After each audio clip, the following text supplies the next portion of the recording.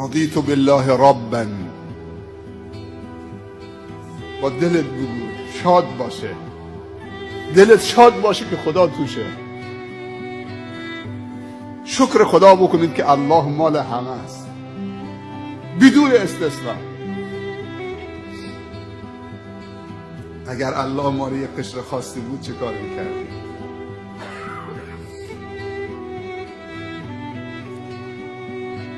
دنباله سید الاستغفار لا اله الا انت، هیچ معبودی به حق نیست به جز توی پروردگار. اعتراف دوم، چقدر خدا این اعتراف رو دوست داره.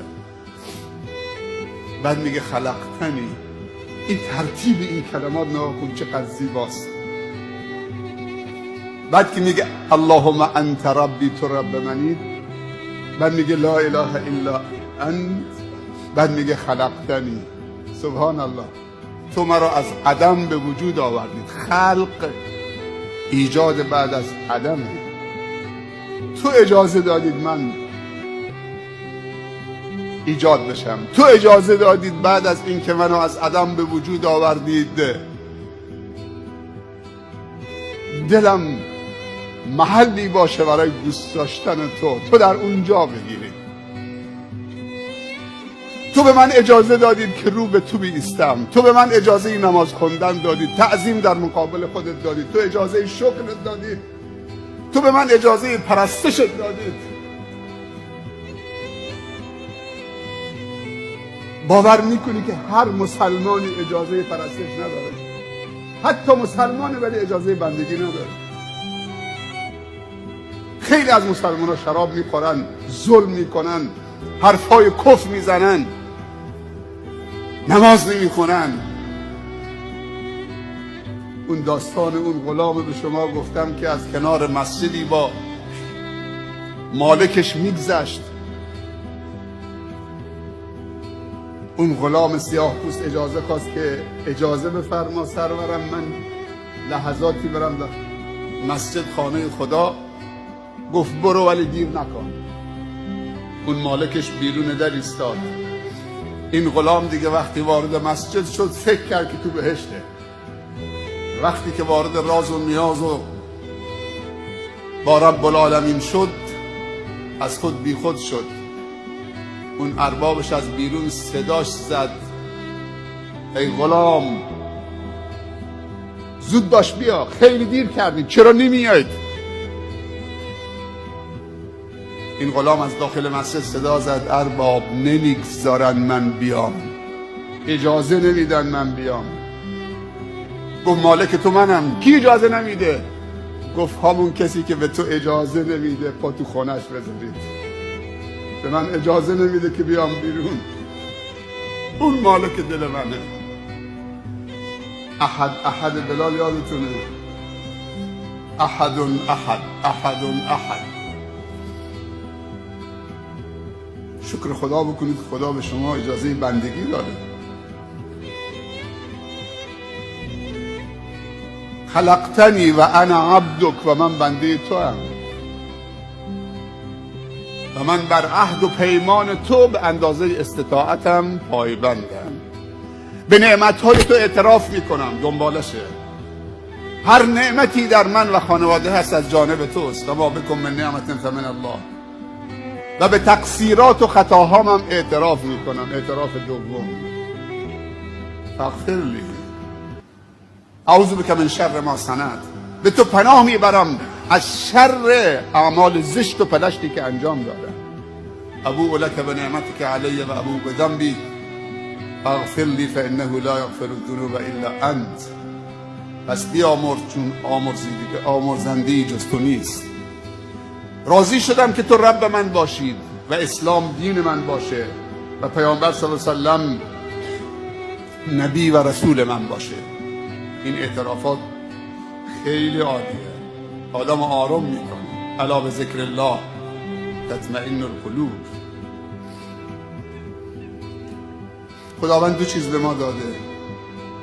یکی عقل داده که فکر کنیم، مثبت فکر کنیم، زیبا فکر کنیم، مفید فکر کنیم.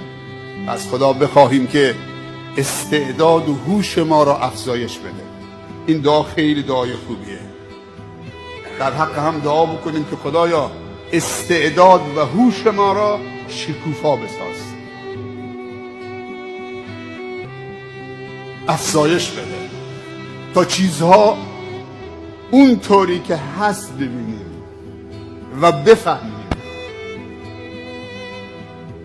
این خیلی دعای خوبی در حق فرزندانمون دعا بکنیم، دست به سرشون بکشیم، خدای استعداد و هوش بچه های ما را شکوفا بگردان، افزایش بده تا حقایق اون طوری که هست ببینن، عظمت و بزرگی تو اون طوری که هست پی ببرن،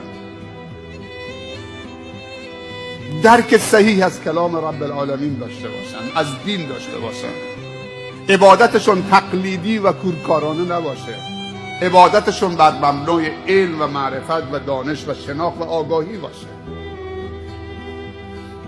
اسلام دین تقدسگرایی نیست.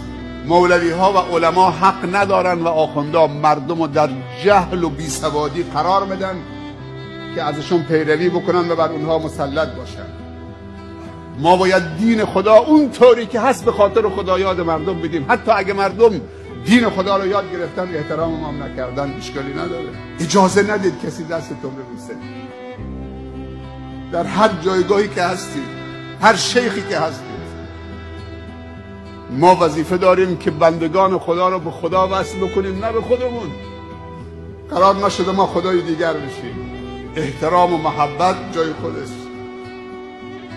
اما تقدسگرایی در اسلام سبب استبداد دینی و مذهبی میشه، مرید و مراد درست میشه، دین تعطیل میشه، خرافات در جامعه چه زیاد میشه و اسلام دین خرافات نیست. امشب ما جمع شدیم که تبدیل بشیم. کشور ما تنوع مذهبی داره، تنوع قومی داره، ولی بالاتر از همه ما مسلمانیم، بنده خدا هستیم. شافعی به حنفی توهین نکنه، حنفی به شافعی توهین نکنه، حنفی و شافعی سنی به شیعه توهین نکنه. اگر دلیل داری مطرح کن، همدیگر رو دوست بداریم. کشور مال همه هست، مال شیعه هست، مال سنی هست، مال مسلمان هست، مال غیر مسلمان هست. این کشور مادر ماست، وطن ماست، بالاتر از همه اسلام همه چیز ماست، پدر و مادر ماست. اگر کسی اشتباه میکنه تذکر بدیم. خیلی محترمانه، فرهنگ همزیستی، اینجا بلوچ هست، کرد هست، مهاجر افغان هست، بنگالی هست، بندری هست، ترک هست، عرب هست، شیعه هست. من به برادرها و خواهرای شیعه هم گفتم وقتی میاد اینجا تو قیام مهرتم با خودت بیار، دستم نبند، کسی حق نداره چپ چپ بهش نگاه بکنه. اگر پید برد که این مهر نباید بذاره، اون موقع خودش نمیذاره. ما خیلی از خواهرها و برادرای شیعه داریم تو این مجالس میان، دوستشون داریم، از صمیم قلب دوستشون داریم. رفتار بعضی از افراد مانع نمیشه که همدیگه رو دوست بداریم.